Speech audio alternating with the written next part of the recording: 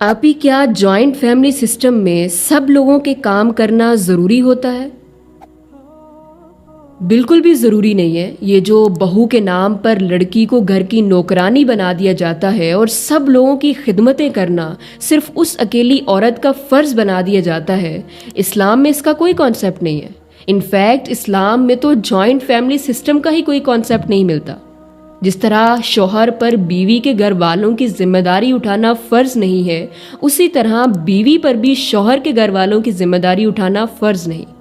ہاں، اگر سسرال والے بہو کو کوئی فیور دے رہے ہیں تو فیور کے بدلے میں فیور آپ بھی دے سکتی ہیں۔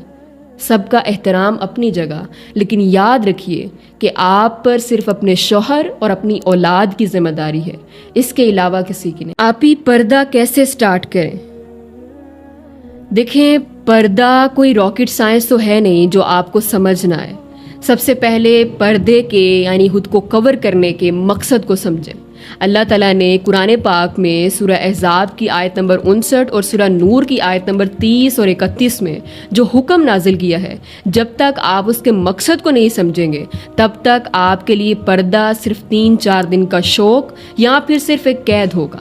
تو سب سے پہلے مقصد کو سمجھتے ہوئے آہستہ آہستہ سٹیپ بائی سٹیپ خود کو کور کرنا سٹارٹ کریں۔ دوپٹے کے ذریعے، کھلے کپڑوں کے ذریعے، ماسک، برقع اگر آپ پہننا چاہیں، اٹس اپ ٹو یو۔ مقصد خود کو کور کرنا ہے تاکہ آپ کی پہچان ہو سکے کہ آپ مسلمان عورت ہیں۔ آپ ہی کیا پھپھو کے ہسبینڈ اور خالہ کے ہسبینڈ سے بھی پردہ کرنا ہوتا ہے؟ دیکھیں، اللہ تعالیٰ نے قرآن پاک میں سورہ النور آیت نمبر 31 میں واضح طور پر فرما دیا ہے کہ کن لوگوں سے آپ نے پردہ نہیں کرنا، یعنی آپ کے محرم کی لسٹ آپ کو اللہ تعالیٰ نے قرآن پاک میں دے دی ہے۔ اب اس کے علاوہ جتنے بھی لوگ ہیں، جتنے بھی مرد ہیں، وہ آپ کے لیے نامحرم ہے اور ان سے آپ نے پردہ کرنا ہے۔ تو پھپھو کا ہسبینڈ ہو، خالہ کا ہسبینڈ ہو، آپ کا کزن ہو، ٹیچر ہو، باقی جتنے بھی مرد ہیں وہ تمام آپ کے لیے نامحرم ہیں اور ان سے آپ نے پردہ کرنا ہے۔ دیور سے کیسا پردہ؟ دیور تو گھر کا مرد ہے، دیور تو بھائیوں کی طرح ہوتا ہے۔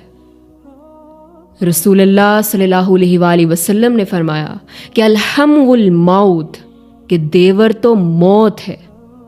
آپ رسول اللہ صلی اللہ علیہ وآلہ وسلم کے الفاظ سے اندازہ کر سکتے ہیں کہ یہ کتنا سینسٹیو ایشو ہے جسے ہم لائٹ لیتے ہیں، اور پھر جس کے نتیجے میں شادی کے موقع پر، رسموں کے نام پر دیور کبھی بابی کے گھٹنے پر بیٹھ کر پیسے مانگ رہا ہوتا ہے اور کبھی بابی کے گھٹنے پکڑ کر، کبھی دیور اور بابی ہاتھ ملا رہے ہوتے ہیں اور کبھی گلے مل رہے ہوتے ہیں، جبکہ دیور نہ صرف نامحرم ہے بلکہ اس سے اور بھی زیادہ احتیاط کرنے کی ضرورت ہے۔ اسی لیے رسول اللہ صلی اللہ علیہ وآلہ وسلم نے فرمایا کہ دیور تو موت ہے۔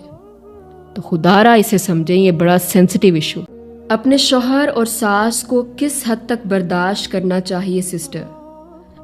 پلٹ کر جواب دے سکتے ہیں ان کو یا نہیں؟ دیکھیں، غلط بات تو بالکل برداشت نہیں کرنی۔ جب تک شوہر یا ساس قرآن و سنت کے مطابق بات کریں، اخلاقیات کے دائرے کے اندر رہتے ہوئے صحیح بات کریں، اس کو آپ تسلیم کریں۔ لیکن جب شوہر یا ساس قرآن و سنت کے خلاف بات کریں تو وہ آپ نے برداشت نہیں کرنی۔ اور جواب آپ بالکل دے سکتی ہیں، شوہر کا مقام اپنی جگہ، ساس کی عزت اپنی جگہ، لیکن ہیومن ڈگنیٹی میں ہم سب برابر ہیں۔ اللہ نے آپ کو مکمل انسان بنایا ہے، آپ کو زبان دی ہے، آپ ضرور اپنا موقف شوہر کے یا ساس کے سامنے رکھتے ہوئے ان کو جواب دے سکتی ہیں۔